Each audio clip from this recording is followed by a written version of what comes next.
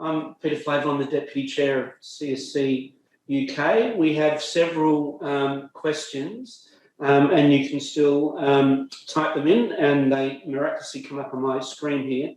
We've got a couple from Bendigo in Australia, which is a regional city in the state of Victoria, which will be jointly hosting the Commonwealth Games in 2026. And the first is from Steve Hamilton, and he's asking, what has experience shown as the most valuable and ongoing legacy arising from the Commonwealth Games from a social and community point of view when so many people come together from diverse backgrounds?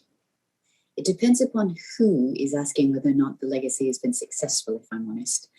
I think if you ask the general public post a major event, if the home team has done well, the legacy is brilliant. And we sometimes underestimate that until you're sort of on the doorstep and then everyone wakes up that actually team whomever has to deliver to the best of their ability.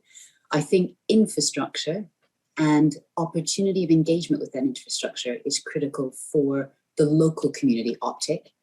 And as we see ourselves move forward with the enhancement of sport, tech and innovation, I would argue that the virtual engagement of individuals, as we see the rise of home fitness and home activities with family because of COVID, for Brisbane, it's got a wonderful, and what it's got a wonderful opportunity to look at how they choose to create the opportunity of engagement in sport with the local community post the Games.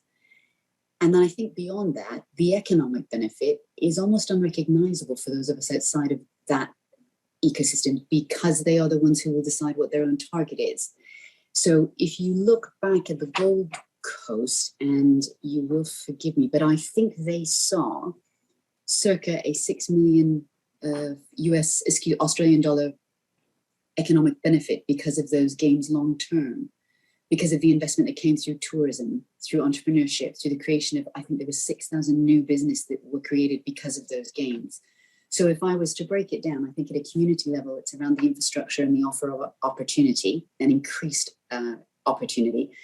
If you look at it from a purely sport perspective, success of the home teams is just the icing on the cake, quite frankly. But I'd also say it was the very first ingredient that you better add to that cake. Otherwise, there's not much point. And then thirdly, I'd say is the overall socioeconomic benefit to the businesses, to the tourism industry, and indeed to workforce and the development of local talent so that that sustainability continues. You know, many universities are engaged at major events to be able to provide the workforce, and the trick then is to keep them in that industry on a long-term basis. Well, thanks, Jan. And I can certainly vouch for the fact that my home in Australia is near Brisbane, and both the Gold Coast Games, and I'm old enough to remember the previous Brisbane Games, the level of infrastructure that was built and the benefits are enormous.